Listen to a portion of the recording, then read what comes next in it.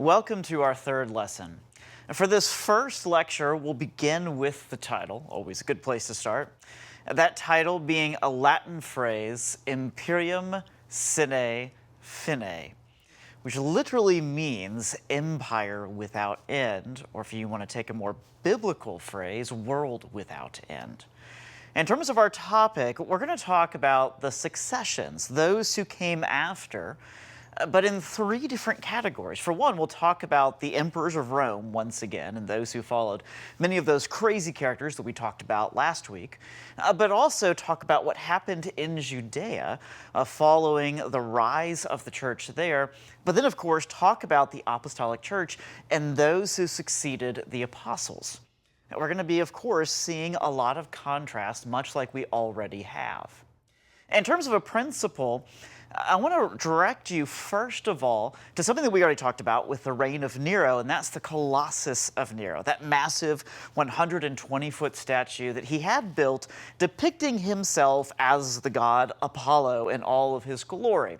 And despite the fact that Nero was, well, rather pudgy after having lived a life pursuing pleasure at the time.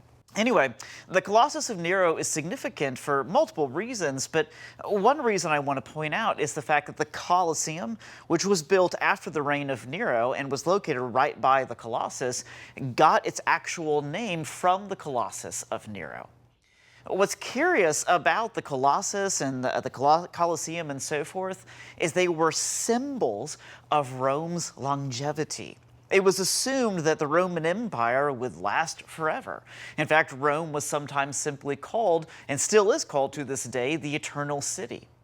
This Colossus, which according to some stood at least until the 5th century when Rome was sacked. Some even think it may have stood longer than that. It's long gone now, but still lasted for several centuries. Well, in terms of a principle, there's a great quote by the famous poet and historian of the church, especially the British church, a man by the name of the Venerable Bede. Venerable, of course, is not his name, it's the description of his character. We'll talk about him in greater detail later on. But in the 8th century AD, he wrote this little poem about the Colosseum, of course in Latin, but I'll translate it for you into English, which is, as long as the Colossus stands, that is the Colossus of Nero, Rome will stand. Meaning, he saw the Colossus as a symbol of Rome's power. He then goes on to say, when the Colossus falls, Rome will fall. And when Rome falls, the world will fall. In other words, Rome had a stabilizing effect upon the culture of the world, especially, of course, the culture of the Mediterranean world. Rome was seen as something that brought law and order to all of those regions, and it did actually do that. It brought all of this stability. In fact, the Roman Empire really doesn't end until the year 1453, which is the fall of the Byzantine Empire, something we'll discuss again later this year. But it's curious when you look at how Romans thought of themselves. For example, the author Charles Norris Cochrane, who wrote the magnificent book, Christianity and Classical Culture, he said that a character like Virgil, perhaps the most famous of Roman poets, thought that Rome was destined to rule the world because Rome, he said, had virtue and it had justice. To a certain degree, it did exhibit those traits, but as we've already seen, it often departed from those traits and departed from them quite significantly. Then you have characters like Pliny the Elder, who was around during the 1st century AD, right when the church was beginning. He agreed with Virgil by calling Rome, quote, the unthinkable majesty of our peace. In other words, Rome was destined to rule. You also have a guy like Velleius, another Roman writer who said, quote, there's nothing that man can desire from the gods, nothing the gods can grant to man, nothing which conceive or good fortune bring to pass, which Augustus, the first of the emperors, on his return to the city, did not bestow upon the commonwealth, the Roman people, and the world. In other words, the way the Romans saw the imperial reign, beginning with Augustus Caesar, was he was to be seen as a type of Messiah who bestowed all good things to people. And that's why the emperors that come after Augustus try to often mirror these kinds of virtues. Not really Caligula or Nero, for example, but a character like Trajan, for example, one of the emperors who came later. He would actually, on his coin, which had a cornucopia filled with all kinds of good foods, with oil and wine flowing from it, he simply had the motto put on that same coin that said, "The fortune of the times," associating that fortune with his rule. Nerva simply used this motto, that is, sacred righteousness and public liberty, meaning that according to his rule and according to the Roman virtues, those things would exist. Hadrian, one of the most famous, put the phrase kindness, discipline, and stability, these three ideals of the Roman government. Or Marcus Aurelius, the famous philosopher emperor, called his motto the sacred luck, the sacred health, and the public security. It was the idea that somehow the classical culture of the Romans would bring peace and security, and ideally an everlasting peace and security to the known world. Again, Charles North Cochrane, commenting on this culture, said that Christians were opposed to it because specifically they were opposed to the idea of the Caesars being able to grant this, because it treated the Caesars as if they were gods, as if they were divine. Rather, the Christians said that righteousness doesn't come from man. It doesn't even come from within you. Rather, they use the phrases in Latin that translate to a cleaving to God, because righteousness is found in what he gives. Or they would say things like, true wisdom will be gained from the love of God. Literally, Latin is verus philosophus amator Dei. True wisdom will be gained from the love of God. So we have this remarkable contrast between the Romans and the Christians. Well, as for today's lecture, let's focus on the Romans after Nero. So immediately after Nero was ousted by the Senate, and of course he dies this tragic death, partially taking his own life, partially requesting help to actually achieve the event, well, he was succeeded by a guy named Galba. Galba was thought by the Senate to be an excellent character to replace Nero, but Galba made a mistake. Trying to correct some of the mistakes of Nero, he required that of all the gifts Nero had given to various nobles or patricians in Rome, that 90% of what had been given should be returned to the treasury. This made him a lot of enemies rather quickly. In fact, one of those nobles, and a general by the name of Marcus Otho, decided to take matters into his own hand, and so he killed Galba in the public forum in the city of Rome, the same place roughly where Julius Caesar had been assassinated years before. But of course, this starts a whole power grab opportunity. Marcus Otho declares himself emperor, but he was not the only one who would do so. Another general by the name of Vitellius would overthrow Otho, who would take his own life, and then for a short period of time would rule over Rome, supposedly as emperor. That was until yet another general by the name of Titus Flavius Vespasian. There's his full Latin name for you. You can just call him, of course, Vespasian. Decided he would march his armies upon Rome to take the throne and the rule for himself. The problem with Vitellius was that he trusted his own subordinates to do his fighting for him and feasted when Vespasian marched upon Rome. We're also curiously told that crowds came out to watch the battle. This is the time in Rome's history, after all, where Romans became obsessed with gladiatorial combat, with gladiatorial games. And the only thing better than watching men kill each other in the arena was watching an actual real battle to see who would actually control the Roman Empire, or at least that was the culture of Rome.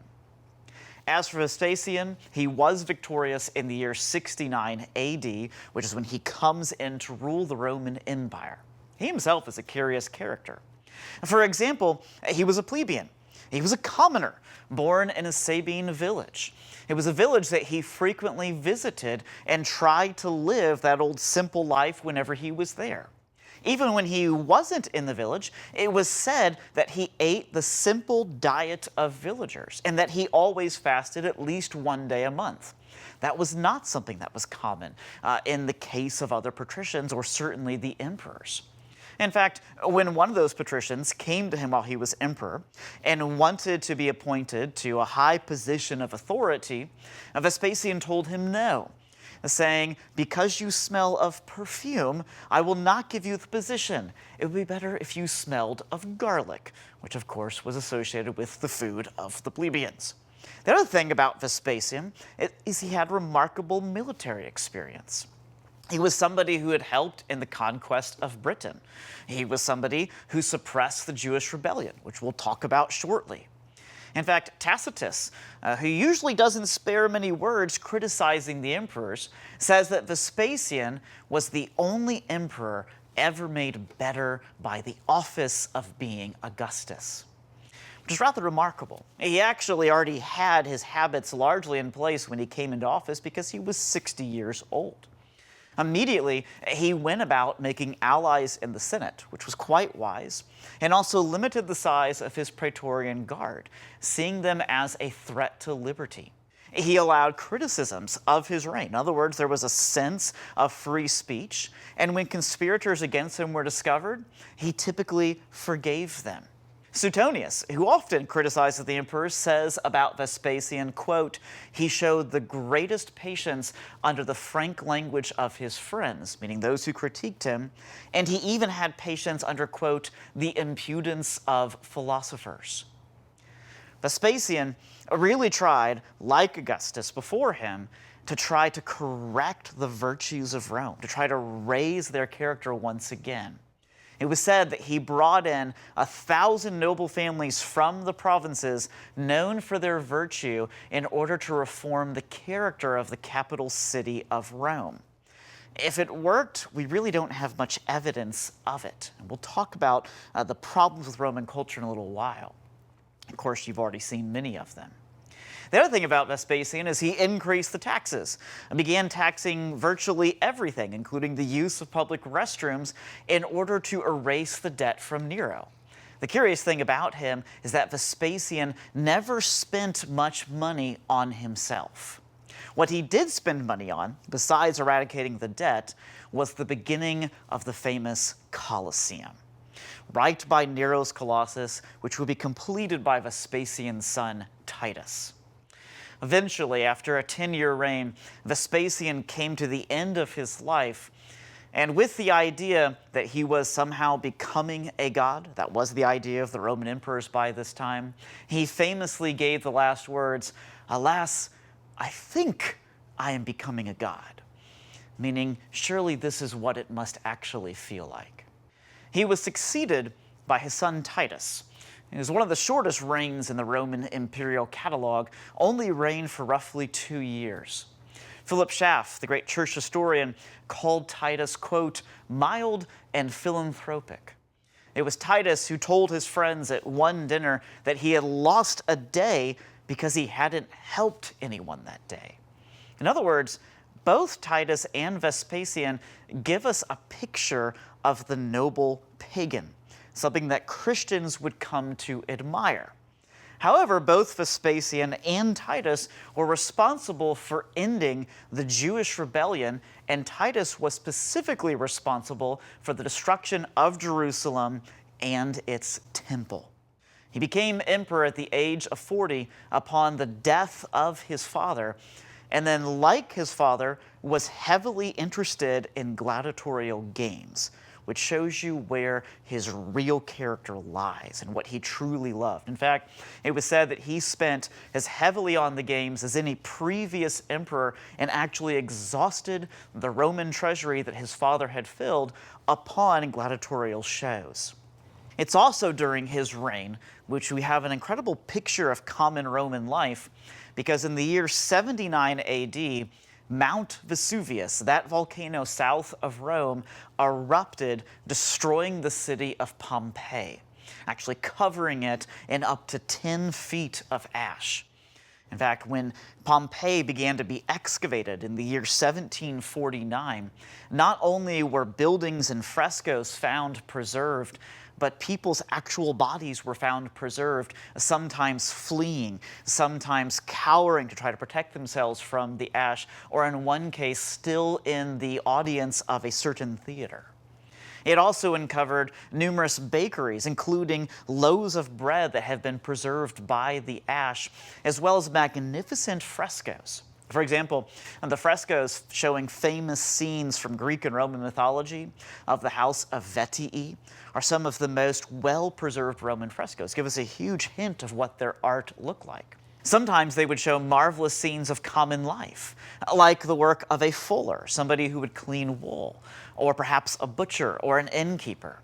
There's also the famous blue glass vase, something that shows a feast to Bacchus, the god of wine and essentially of parties. There's also well-preserved graffiti, and evidently graffiti hasn't really changed despite all the centuries that have passed. This particular graffiti was an insult. It goes like this: Samius to Cornelius, go hang yourself. In other words, you have right there the Roman culture in short. As for Titus, he did give generously to the relief of Pompeii, but died of a fever at the age of 42 after just 2 years in office. Of course, the thing that Titus is most famous for is the suppression of the Jewish rebellion and the destruction of Jerusalem. In order to understand that, we need to talk first of all about the Jews in the Roman Empire. We get huge hints of it throughout the gospel stories. There's definitely the Zealots, for example, who want to overthrow the Roman Empire. There's definitely those amongst the teachers of the law and the Pharisees who do not necessarily see it as right to obey the laws of Caesar and try to test Jesus on this matter. What we do know is that the Jews had actually spread throughout the Roman Empire by this time. They made up something like 7% of the entire empire's population. There were 20,000 Jews, for example, just in the city of Rome. But the Jews, particularly because of their religion, were often hated. The Roman poet Juvenal, for example, hated the Jews because he said they had large families because they did not practice abortion. Another hint at Roman culture and what they valued.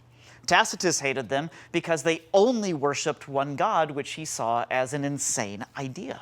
There was also the fact that the Jews, in trying to appease the actual Roman emperors, would sacrifice to Yahweh, but under the name of the emperor from the reign of Tiberius on. That's a huge hint as to why the Jews, when Pontius Pilate is trying to tell them, do you really want me to crucify your king? That's why they readily say, we have no king but Caesar. It shows us that they had actually kind of given themselves over to that idea. Well, when Herod Agrippa died, and we talked about his rather sudden death after persecuting the early church, he was succeeded by various governors. Some of them show up in Acts, like Felix, who was known outside of Acts for his corruption, or guys like Festus, somebody that Paul appeared before. They were followed by yet another governor named Albinus, who we're told would let free any criminal who could pay him. Finally, Florus serves as the last governor of Judea before the rebellion. He was somebody who was known for his cruelty, his greed, and his free execution of any Jews who stood in his way. His rule led to the further power and the rise of the Zealots. The Zealots show up in the New Testament. In fact, one of the disciples is called Simon the Zealot. The Zealots were those who wanted to see a once again free Judea. They were also sometimes called the daggermen because they were known to enter into crowds where they would assassinate anybody seen as disloyal to Judaism. One thing that has been pointed out by F.F. Bruce is that the epistle or the letter to the Hebrews of the New Testament really has the context of a Judea that is looking towards revolt. It has the context because it essentially serves as a warning to not return to Judaism, to not return to the old covenant. arguing that Jesus is the final sacrifice once and for all, and he's also the final high priest, and that we actually serve as his temple. Or that Jesus has specifically made, quote, a kingdom that cannot be shaken, and he is, quote, the same yesterday and today and forever. So we have what's going on in Judea as a context for the book of Hebrews itself. As for Florus, the governor of Judea during the rebellion started because of him when he sent his guys to go and plunder the temple for funds that he needed. When a mob of Jews protested, he sent his legions to arrest and kill many of them. According to Josephus, over 3,000 Jews died because of that. As a result, those zealots and those daggermen, as well as Jews throughout all of Judea, they rose up and they quickly took over things like the Roman garrison at the great fortress of Masada in the year 66 AD, that fortress that Herod the Great had built. And then that same year, they took over the city of Jerusalem. When the Romans sent the 12th Legion to retake Jerusalem, the Zealots successfully defeated them and suddenly had this confidence that this was the restoration of Israel and that the Messiah would soon appear. This is again why Hebrews is so important. Hebrews is showing to the Jews that the Messiah has already come and he's already fulfilled his mission. It's around this time, though, that we get one of the most famous characters of history, and that is a man by the name of Josephus. Josephus was somebody who joined this revolt as a priest. He was sent to Galilee, where he was told to defend a stronghold against the Romans. When the Romans surrounded it, and the men inside came down to the number of only 40, and they realized they would never make it out alive unless they surrendered, they evidently made a pact, an agreement that they would all die one by one, charging the Romans in suicide fashion. Josephus tried to convince them not to do this, but nobody listened to him. However, he survives along with one other man, and he actually surrenders to Vespasian, who spares him after he tells Vespasian he would someday become emperor. He then aided Vespasian in the siege of Jerusalem. He was there on site until he has to go back to Rome because of all the craziness happening there in terms of who's going to become emperor. And so he leaves his son Titus to finish the siege. It was a siege that lasted for 5 months, a siege that saw incredible want of food, a siege that saw the Zealots reject the surrender terms offered to them by Titus. And as they died inside the city, either from the arrows of the Romans or from hunger or from disease, they began to throw the bodies of the dead over the walls. According to Josephus, they threw over 100,000 bodies past the walls. In other words, we have an apocalyptic-like destruction of the city of Jerusalem. Then, on August 8th, 70 AD, despite the fact that the Zealots were determined to keep the temple and keep the sacrifices going, which they did for as long as they possibly could, well, on that day of August 8th, 70 AD, the Romans breached all of the city walls, and they entered into the temple, and they set it on fire after pillaging it of its treasure. Josephus tries to excuse Titus, saying that he really didn't want to see this happen. But Tacitus has a different opinion. Tacitus says that the burning of the temple was the direct order of Titus because he, quote, expressed the opinion that the temple ought most certainly to be destroyed in order that the Jewish and Christian religions might more completely be abolished. If the root were taken away, the stock would easily perish. It's a fascinating quote, because it really did bring about an end to the high priesthood and the sacrifices the Jews had actually accomplished for thousands of years. But it didn't do away with the Christian church, largely, as you should know, because the temple was no longer the temple as it had been known. The temple had become the church, really the believer himself or herself that now the Holy Spirit dwelled in. As for the Jews who survived the actual assault of the Romans, thousands of them were crucified. Josephus says that they ran out of crosses and room to even place the crosses that they had. Some 97,000, according to Josephus again, were taken as slaves, many of them sent to mines, many of them sent to the gladiator games in Rome. In fact, they were brought back to the city of Rome first, where they were forced to march in procession before Titus and his legions, themselves being a symbol of the glory of Rome. And of course, he most famously had the golden lampstand and treasures from the temple, things that would later be depicted on the Arch of Titus, which he ordered built to commemorate this event.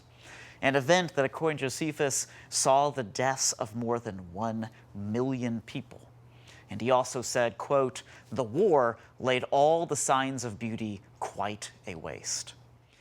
The war didn't actually end in 70 AD. It would continue until 73 or perhaps 74, when the fortress of Masada fell, as all the zealots there decided to commit suicide instead of surrendering to the Romans, who had built a ramp to actually attack the fortress. Vespasian, seeing the end of the temple, ordered the Jews to stop giving a tax to support the temple and instead to give a tax to go to the rebuilding of Rome and even to the support of the temple of Jupiter in Rome. It was meant to be an insult. He also closed the temple of the Jews in Egypt that had been going on since the days of the Ptolemies. As for the temple, it was gone. The high priesthood was gone. The Sadducees were also gone, which meant the only surviving party of the days of Jesus in terms of Jewish political and religious parties was the Pharisees. The Pharisees lasted for a while, actually started a new Sanhedrin in the town of Jamnia in Galilee. But they became largely a party that would only decide upon religious, not political matters. Then in the 130s, Hadrian, now emperor, decided to add further insult to the Jews by ordering a temple to Jupiter to be built on the same site as their former temple in Jerusalem. And to even add further insult, he forbid circumcision, the public instruction of Jewish law or the Old Testament, and also forbid the observance of the Sabbath. This led to yet another rise and another revolt, led by a guy named Simon Bar Kokhba, which literally means the son of the star, as he claimed to be the star of Jacob, predicted and prophesied by Balaam thousands of years before, because he was claiming to be the Messiah. That revolt lasted for roughly 3.5 years and saw the deaths of over 500,000 people, as well as numerous destructions of Judaism and Jews throughout the Roman Empire. From that time forward, there was never a great uprising like there had been, and the Jews were dispersed to wherever they could find a peaceful place to practice their faith. As for Jerusalem, it was renamed by Hadrian Aelia Capitolina, named after his actual family name, and he built there both temples to Jupiter and to Venus. As for the Christians in Jerusalem, we know that they continued there until at least the time of Hadrian, based upon the list of that church's leaders given to us by the great historian Eusebius.